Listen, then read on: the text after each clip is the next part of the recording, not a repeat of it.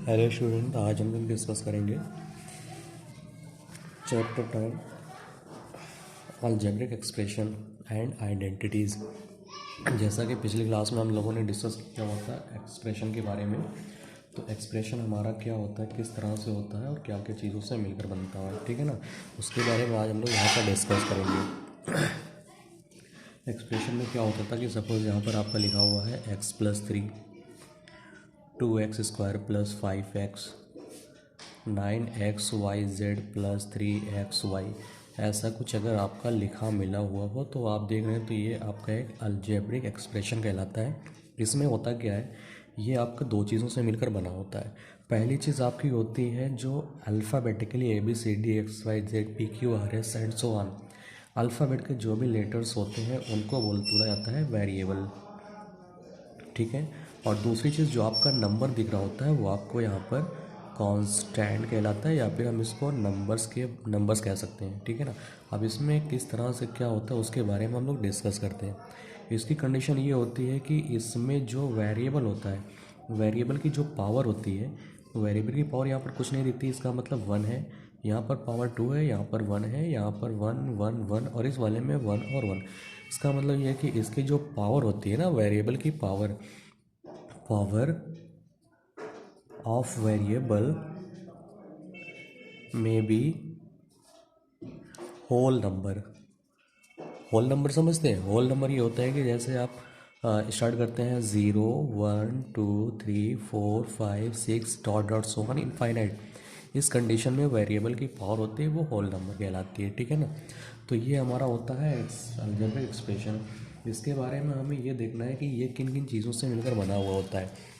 जैसे हमारा यहाँ पर एक है कि 2x² + 3x + 5, ये हमारा एक तरह का एक्सप्रेशन दिया हुआ है, ठीक है। इसमें क्या है, वेरिएबल की पावर 2 है, जो सबसे ज़्यादा हाईएस्ट पावर होती है वही उसकी डिग्री कहलाती है। इसमें क्या क्या चीज़ों से मिलकर बना होता है, ये आपका x और x जो होता है ये वेरिएबल कहलाता है, ठीक है। और वेरिएबल के साथ, इस वेरिएबल के जस्ट साथ में जो नंबर लगे हुए होते हैं, इस नंबर्स को बोलते हैं कॉफिशिएंट। ये नंबर आपका कॉफिशिएंट कहलाता है। और बिल्कुल जस्ट लास्ट का नंबर जो होता है जिसमें XYZ ABCD मतलब अल्फ़ाबेटिकली कोई भी लेटर्स ना जुड़ा हो, उस कंडीशन में उस नंबर्स को बोला जाता है कांस्टेंट, ठीक है। कांस्टेंट होता है और इसकी जो पावर 2 है और यहाँ पर पावर 1 है, तो इसकी जो मैक्सिमम पावर होती है ना वो इसकी डिग्री कहलाती है। अगर आपसे पूछ लिया जाए कि ये जो आपका एक्सप्रेशन गिवन है तो इस एक्सप्रेशन की मैक्सिमम पावर यानी कि इस एक्सप्रेशन की डिग्री क्या होगी, तो डिग्री जो होगी वो 2 होगी, जो सबसे हाईएस्ट डिग्री होती है वो उसकी डिग्री कहलाती है, ठीक है। अब यहाँ पर हमें ये देखना है कि ये किस तरह से और इसमें क्या क्या चीज़ें मिलकर बनी होती है। आपको ये ध्यान रखना होगा कि जो आपका वेरिएबल ये x और x होता है, y z p q r s इस तरह के जो लेटर्स होते हैं उस लेटर्स को हम क्या कहते हैं, वेरिएबल कहलाते हैं। ये हमारा वेरिएबल कहलाता है। दूसरी चीज़, वेरिएबल के जस्ट पहले जो नंबर लगा होता है, वेरिएबल के जस्ट पहले जो नंबर लगा होता है ना, उस नंबर्स को हम बोलते हैं कॉफिशिएंट। मतलब ये x² का कॉफिशिएंट क्या होगा, 2 होगा, और यहाँ पर x का कॉफिशिएंट 1 होगा, ठीक है। ये कॉफिशिएंट कहलाता है। और साथ ही साथ इसके साथ बिल्कुल अकेला नंबर आपका दिख रहा है, बिल्कुल सिंपल सा, इसमें कोई भी वेरिएबल नहीं जुड़ा हुआ है, तो ये इसका कांस्टेंट कहलाता है। और इसकी जो मैक्सिमम पावर होती है इसकी डिग्री कहलाती है। क्लियर? और इसमें क्या क्या चीज़ें मिलकर बना होता है, इसमें आपका जैसे 2x² एक हो गया, और फिर यहाँ प्लस लगा हुआ है, फिर यहाँ पर 3x पावर 1 है और प्लस 5 है। तो इतनी चीज़ें, ये जो प्लस और प्लस या फिर प्लस ना कहकर हम माइनस भी कह सकते हैं, ज़रूरी नहीं कि सिर्फ प्लस ही हर जगह हो, माइनस भी हो सकता है। एक ये हो गया और एक ये हो गया। ये आपका जो होता है इस तरह से, इसको एक साथ जब हम लेते हैं तो ये अलग अलग करके आपका टर्म कहलाता है, ठीक है। ये टर्म्स कहलाते हैं। ये 3 टर्म से मिलकर बना हुआ एक्सप्रेशन है, ठीक है ना। और टर्म भी, जो टर्म होते हैं, कौन कौन से टर्म, इसमें एक टर्म हो गया 2x², एक हो गया आपका 3x और एक हो गया 5। ये टर्म भी कुछ चीज़ों से मिलकर बने होते हैं, उनको क्या कहते हैं, वो कहलाते हैं फैक्टर्स, ठीक है। टर्म जो होता है वो फैक्टर्स से मिलकर बना होता है, फैक्टर्स से मिलकर। फैक्टर्स क्या है, जैसे हमारे पास टर्म था 2x², तो ये 2x² किन चीज़ों से मिलकर बना होता है, इसको हम फैक्टराइज कर लेते हैं। जैसा नंबर में आप फैक्टराइज करते हो तो ये आपका 2 और ये x² हो गया। x² को और भी ज़्यादा हम फैक्टराइज कर सकते हैं, तो ये x और x में हो गया। तो आप देख सकते हैं ये हमारा जो टर्म था, एक सिंगल सा टर्म ये वाला, ये सिंगल सा टर्म कितने फैक्टर से मिलकर बना हुआ है, 2x और x से मिलकर बना हुआ है। ठीक है, तो ये हमारे फैक्टर कहलाते हैं। पहला तो हो गया टर्म फैक्टर्स, मतलब फैक्टर फैक्टर एक साथ कंसिस्ट होकर मिला बनाते हैं आपका। ये फैक्टर फैक्टर आपके जो एक साथ कंसिस्ट होंगे बनाएंगे फैक्टराइज, सॉरी फैक्टर्स कहलाएंगे। और ये फैक्टर जब एक साथ जुड़ते हैं, एक साथ जब जुड़ते हैं तो आपका एक सिंपल सा टर्म कहलाता है, और टर्म मिलकर आपका एक पूरा एक्सप्रेशन कहलाता है। जैसे कि आप एक सिंपल सी बात कह सकते हैं, हिंदी के सेंटेंस में आपने पढ़ा हुआ होगा कि वर्ड क्या होते हैं। ठीक है, वर्ड के बाद क्या होता है, या फिर इंग्लिश में हम लोग ले सकते हैं लेटर्स क्या होते हैं। लेटर्स जो होते हैं वो अल्फ़ाबेटिकली ABCD होते हैं, वो आपके लेटर्स होते हैं। लेटर्स आप जब एक साथ कंसिस्ट होते हैं तो आपका एक वर्ड बनता है, और वर्ड जब एक साथ कंसिस्ट होता है तो आपका सेंटेंस कहलाता है, और सेंटेंस एक साथ मिलकर आपके पैराग्राफ बना देते हैं। ठीक है ना, ये सारी चीज़ें होती हैं। इस तरह से हर एक चीज़ जुड़कर कोई नई चीज़ बनाती है। तो यहाँ पर भी वही चीज़ है कि आपके फैक्टर्स एक साथ जुड़कर टर्म बनाते हैं, और टर्म एक साथ जुड़कर आपका एक्सप्रेशन का बनाता है। और एक्सप्रेशन आपके कितने टाइप्स के हो सकते हैं उसके बारे में हम लोग यहाँ पर जानकारी ले लेते हैं। ठीक है ना, तो हमारा यहाँ पर क्या है कि एक्सप्रेशन अगर कहीं पर सिंगल टर्म दिया हो, सिंगल सिंगल टर्म सपोज की है, तो सिंगल टर्म्स वाले को हम कहते हैं मोनोमियल। आपने इस तरह से पढ़ा हुआ होगा, मोनोमियल, बाइनोमियल, ट्राइनोमियल। ठीक है ना, इस तरह से आपका होता है, पॉलिनोमियल कह सकते हैं। तो मोनोमियल जहाँ पर सिंगल टर्म होते हैं, सपोज कि 2xy 3x 5y², मतलब इसके बीच में भी कहीं पर भी प्लस या माइनस का साइन नहीं लगा हुआ है। कहने का मतलब ये है कि प्लस या माइनस का जब भी साइन लग जाता है वो टर्म को अलग कर देता है। बीच में कहीं पर प्लस माइनस का साइन नहीं लगा, इसका मतलब ये सिंगल टर्म हो गया। ये 3x एक साथ है, कोई साइन नहीं लगा हुआ बीच में, ये भी आपका क्या है, मोनोमियल है। इसमें भी 5x² के बीच में कहीं पर कोई साइन नहीं लगा हुआ है, इसका मतलब ये मोनोमियल है। क्लियर है। इसके बाद एक दूसरी चीज़ आती है आपकी, पहला तो हो गया आपका मोनोमियल, सेकंड आपका होता है बाइनोमियल। बाइनोमियल में मैक्सिमम 2 टर्म हो सकते हैं, जैसे 2x + 5, यहाँ पर प्लस लगा, एक 2x हो गया और एक 5 हो गया, मिलकर आपका प्लस लगा हुआ 1 टर्म, ये 1 टर्म 2 टर्म हो गए। 2 टर्म जब भी होते हैं तो आपका ये बाइनोमियल कहलाता है। इसके बाद एक और हम ले सकते हैं इस तरह से, 2x² + 5x, यहाँ पर आप देख रहे हैं 2x² और ये 5x दोनों मिलकर आपके क्या होते हैं, ये 2 टर्म हो गए, और दोनों टर्म वाले जो होते हैं वो बाइनोमियल कहलाते हैं। या फिर और हम कह सकते हैं 2xyz + 3x, ऐसा कुछ लिखा हो, ये आप देख रहे हैं 2xyz ये सिंगल टर्म है, और 3x भी वन टर्म है, दोनों बीच में प्लस लगा हुआ है, तो ये आपका क्या हो गया, बाइनोमियल हो गया। और ज़रूरी नहीं कि सिर्फ प्लस ही लगा हो, माइनस भी हो सकता है, 3x² y -9x ऐसा कुछ लिखा हुआ है। तो यहाँ पर कहने का मतलब ये कि सिर्फ 2 साइन ऐसे हैं जो टर्म को अलग करते हैं, जैसे एक प्लस होता है और एक माइनस होता है, जिनके बीच में प्लस या माइनस लगा हुआ है वहाँ से हम टर्म को काउंट कर सकते हैं 1 2 3 4 टर्म करके। क्लियर है। तो ये चीज़ हमारा हो गया 3xyz -5xy, दोनों सेम नहीं होने चाहिए, दोनों टर्म अलग अलग होंगे। ठीक है, तो इस तरह से आपका ये हो जाएगा बाइनोमियल। इसके बाद एक और आता है ट्राइनोमियल, नंबर 3 हो जाएगा trinomial.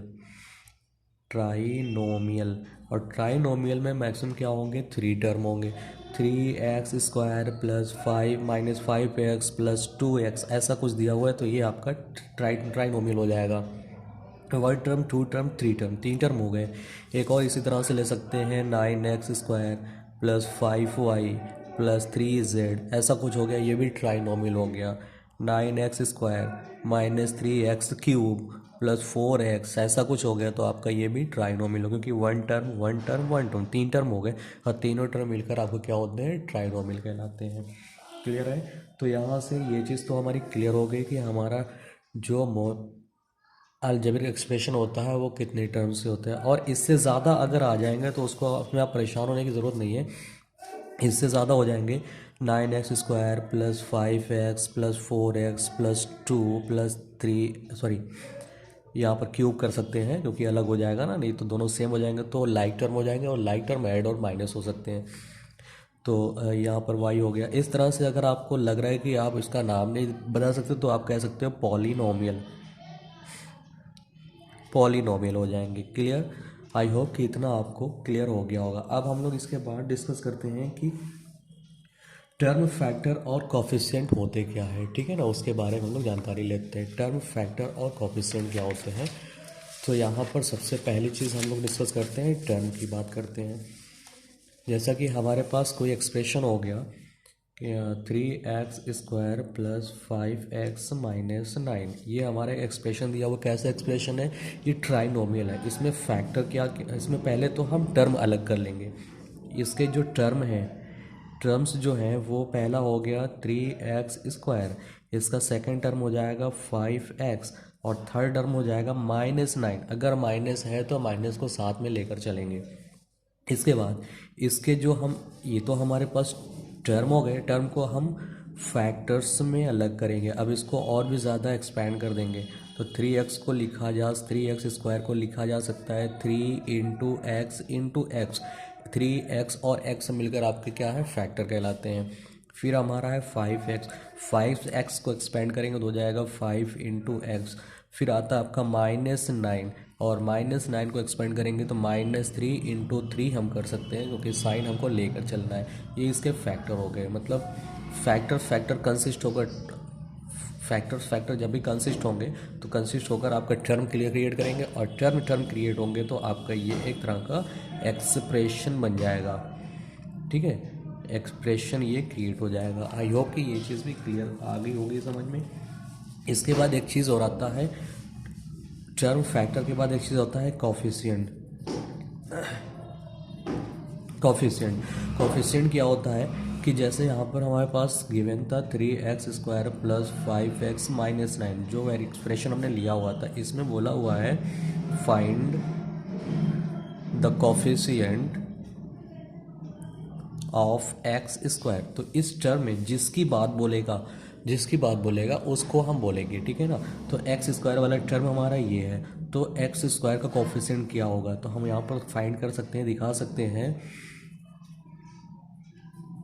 Coefficient of x² is 3। x² के जस्ट पहले जो भी नंबर गिवन है वो आपका कॉफिशिएंट कहलाता है। अगर ऐसे ही पूछ सकता है सेकंड करके, find the coefficient of x का कॉफिशिएंट पूछ रहा होता है तो x के जस्ट पहले जो नंबर होता है वो उसका कॉफिशिएंट कहलाता है। सॉल्यूशन इसका होगा coefficient of x is 5। Suppose कि इसके जैसा एक और क्वेश्चन हम लोग ले सकते हैं। यहाँ पर सपोज़ कि ये हो गया, सेकेंड क्वेश्चन ले सकते हैं 9x³ माइनस 2x² प्लस 3, ऐसा कुछ बोल दिया है। कह रहा है कि यहाँ पर फाइंड द कॉफिशिएंट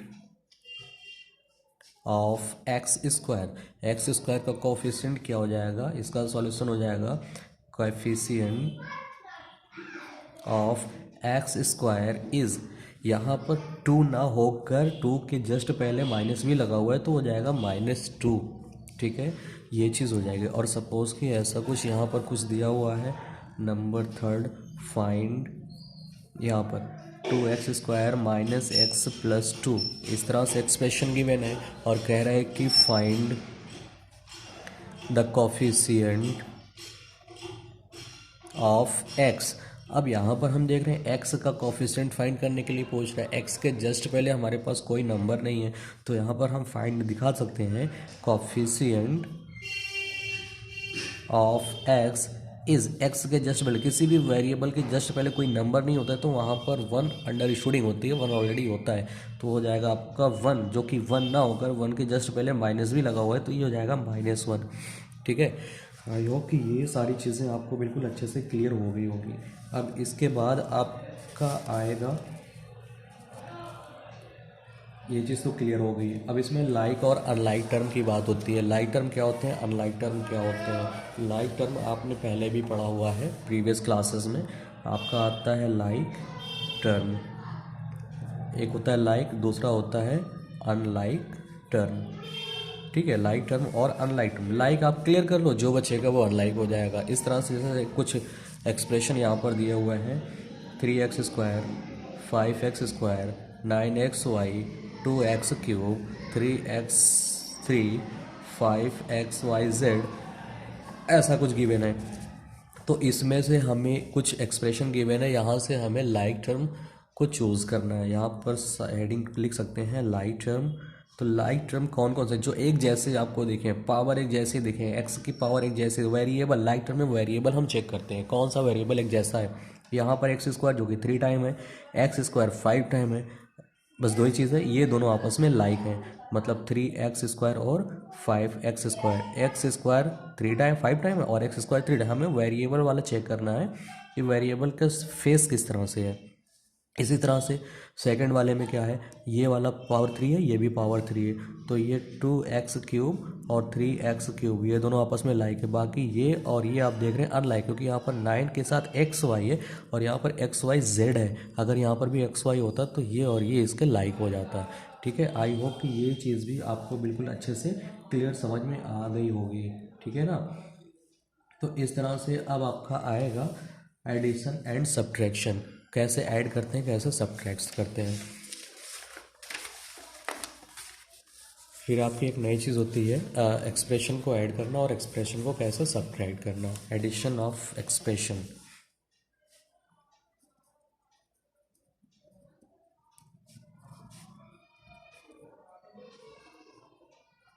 एक्सप्रेशंस का एडिशन क्या होगा।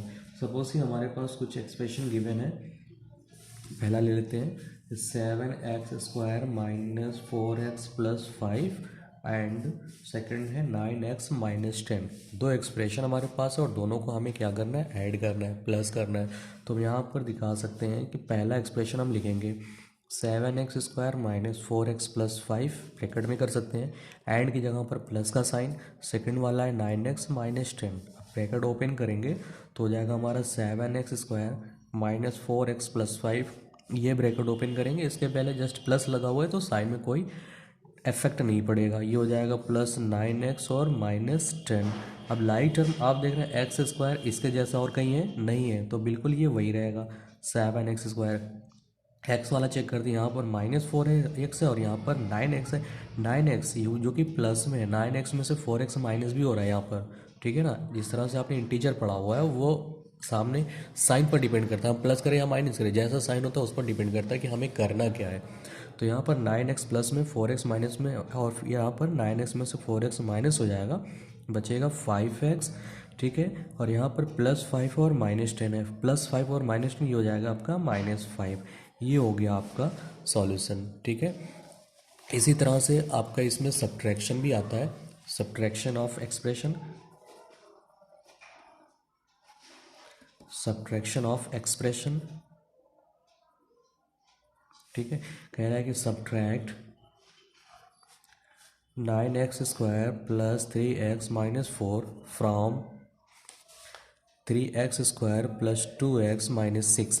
मतलब 9x² प्लस 3x माइनस 4 को 3x² प्लस 2x माइनस 6 से सब्ट्रैक्ट करना है। तो जिससे सब्ट्रैक्ट करना है उसको पहले लिखेंगे, तो ये हो जाएगा आपका 3x² plus 2x minus 6, minus का साइन लगाएंगे। अब इसको यहाँ पर 9x² प्लस 3x माइनस 4, इसके पहले कोई साइन नहीं, ब्रैकेट ओपन करेंगे तो ये कोई इफेक्ट नहीं पड़ेगा इस पर। ये हो जाएगा 3x² प्लस 2x माइनस 6, जैसे ये वाला ओपन करेंगे यहाँ माइनस लगा हुआ है, अंदर के सभी साइन चेंज हो जाएंगे, -9x² माइनस 3x प्लस 4 हो गया। अब देखना ये है कि आपका लाइक टर्म क्या है, यहाँ पर x² 3 टाइम प्लस में है और x² 9 टाइम वो भी माइनस में, तो 3x² में से 9x² माइनस करना है, ऐसी कंडीशन में हो जाएगा -6x²। ठीक है, और यहाँ पर +2x, x और x वाला टर्म चेक करेंगे, ये 2x और यहाँ पर -3, 2x में से -3x माइनस करेंगे तो यहाँ पर -x हो जाएगा। यहाँ पर -6 है और +4 है, +4 कम है, -6 ज़्यादा है, 4 से 6 माइनस करेंगे तो हो जाएगा -2। ठीक है, आई होप कि इतना आपको क्लियर समझ में आया होगा। इसके साथ साथ अब हम लोग क्या करेंगे, एक्सरसाइज चेक करते हैं कि एक्सरसाइज में हमारा कैसे क्या है। ठीक है ना, तो यहाँ पर एक्सरसाइज 9.1 एक्सरसाइज आप करेंगे तो आई होप कि क्लियर आपको पूरा अच्छे से समझ में आ जाएगा। क्वेश्चन नंबर 1 कह रहा है कि आइडेंटिफाई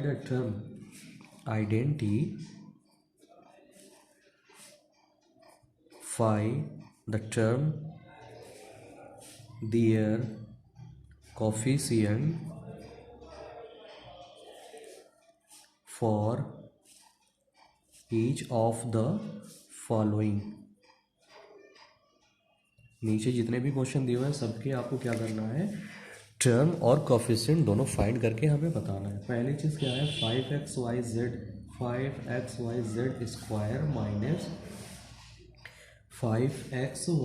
स्क्वायर माइनस 3zy ये दिया हुआ है।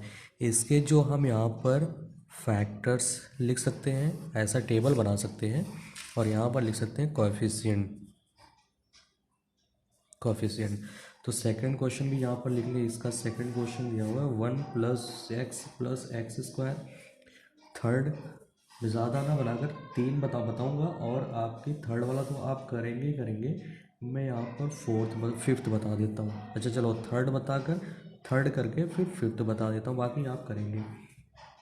4x square Y square -4x² Y square Z square plus Z square, फिर फिफ्थ x/2 + y/2 -xy।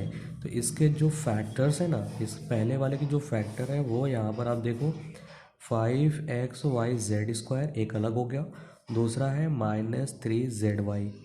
ठीक है, इसके कोफिशिएंट क्या होंगे, कोफिशिएंट जो नंबर्स हैं इसके वही इसके कोफिशिएंट कहलाएंगे। 5 और -3 से कोफिशिएंट हो गए, क्लियर। सेकंड वाला है 1 + x² इसके जो फैक्टर्स हैं 1x और x² है। इसके कोफिशिएंट जो होंगे, कोफिशिएंट जो वेरिएबल के जस्ट साथ में होते हैं वही कोफिशिएंट कहलाते हैं। बिल्कुल सिंगल सा अकेला नंबर का कोफिशिएंट नहीं होता, जबकि वो कांस्टेंट कहलाता है। तो x के जस्ट पहले 1, x² के जस्ट पहले भी 1।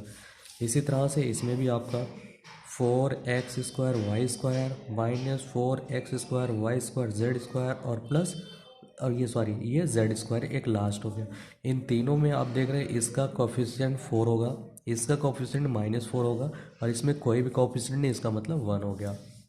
और इस वाले को इसको हम इस तरह से लिख सकते हैं, इसको हम लोग लिख सकते हैं 1/2x + 1/2y -xy। तो इसके जो टर्म होंगे 1/2x 1/2y -xy, ये फैक्टर इसके अलग हो गए। ये टर्म्स अलग हुए, टर्म अलग होने के साथ साथ फैक्टर्स भी अलग करना हो जाएगा। यहाँ पर फैक्टर ना होकर टर्म्स लिखना था, ये टर्म्स हो गए और टर्म में भी जो फैक्टर होते हैं। तो आप देख रहे हैं ये चीज़ आपकी, इसका कोफिशिएंट x का कोफिशिएंट 1/2, y का कोफिशिएंट 1/2, xy का कोफिशिएंट -1, ये आपके आंसर हो गए। आई होप कि इतना आपको क्लियर समझ में आ गया होगा। ठीक है।